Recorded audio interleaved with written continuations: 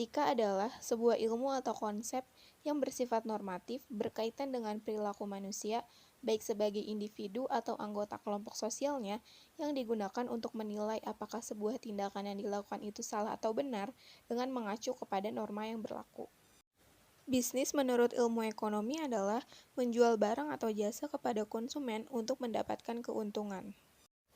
Etika bisnis menurut Ebert dan Griffin 2009, etika bisnis merupakan prinsip dan standar yang menentukan perilaku dalam organisasi bisnis. Dan juga menurut Bond dan KRTZ 2005, etika bisnis juga merupakan standar perilaku dan nilai-nilai moral yang mengarahkan tindakan dan keputusan di lingkungan kerja. Pengertian etika bisnis dibagi menjadi tiga. Yang pertama ada makro, yaitu etika bisnis yang mempelajari aspek-aspek moral dari sistem ekonomi keseluruhan. Yang kedua ada meso, yaitu etika bisnis yang mempelajari masalah-masalah etis di bidang organisasi. Yang ketiga ada mikro, yaitu etika bisnis yang difokuskan pada hubungan individu dengan ekonomi dan bisnis. Tujuan etika bisnis. Yang pertama, tujuan etika bisnis dalam tingkat pribadi atau personal. Pada tingkat pribadi, etika bisnis diterapkan dengan tujuan untuk tidak menyalahgunakan properti orang lain. Yang kedua, tujuan etika bisnis dalam tingkat kebijakan internal organisasi.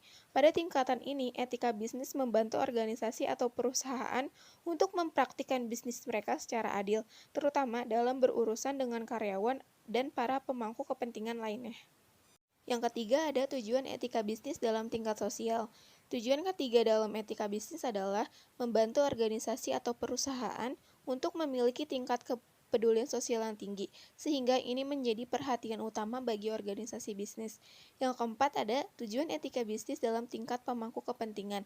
Memiliki serta menerapkan etika bisnis juga bertujuan untuk menjaga hubungan kita dengan para pemangku kepentingan, seperti pemegang saham, pelanggan, pemasok barang, karyawan, bank, lembaga keuangan, pemerintah, dan semua pihak lain yang terhubung dengan organisasi atau perusahaan kita. Faktor yang mempengaruhi etika bisnis. Yang pertama ada pressure yang didapat karena persaingan kompetitor. Yang kedua kondisi ekonomi. Yang ketiga kesalahan operasional. Yang keempat pengetahuan individu akan etika. Yang kelima demand pasar yang tidak sesuai dengan kemampuan perusahaan.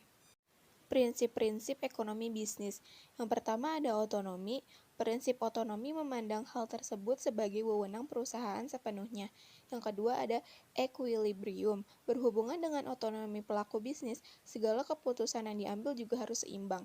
Yang ketiga ada honesty. Dalam ranah bisnis, adanya transparansi, kejujuran juga harus diterapkan dalam berperilaku. Yang keempat, free will atau kehendak bebas, kesempatan rata yang bisa didapat individu. Seluruh pelaku bisnis memiliki porsi yang sama sesuai dengan potensi mereka. Tidak boleh ada batasan hanya demi kepentingan satu kelompok saja.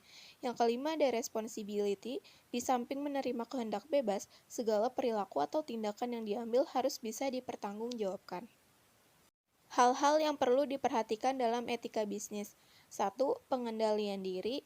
2. Pengembangan tanggung jawab sosial. 3. Mempertahankan jati diri. 4. Mampu menyatakan yang benar itu benar. 5. Konsekuen dan konsisten dengan aturan main bersama. 6. Menciptakan persaingan yang sehat. 7. Menerapkan konsep pembangunan berkelanjutan. 8. Menghindari sifat 5K, kata BLC, kong kali kong, koneksi, kolusi, dan komisi. Yang kesembilan, menumbuhkan sikap saling percaya antar golongan pengusaha. 10. Memelihara kesepakatan. Studi kasus. Prinsip yang dilanggar oleh PT Jiwasraya dalam kasus rekayasa laporan keuangannya, yaitu prinsip bertanggung jawab, dapat dilihat dari kegagalan PT Jiwasraya untuk mempertanggungjawabkan laporan keuangan yang dipublikasikan kepada masyarakat. Selain melanggar prinsip etika bisnis, kasus rekayasa laporan keuangan yang dilakukan oleh PT Jiwasraya ini tentunya juga sudah melanggar berbagai prinsip good corporate seperti yang pertama, responsibility atau tanggung jawab.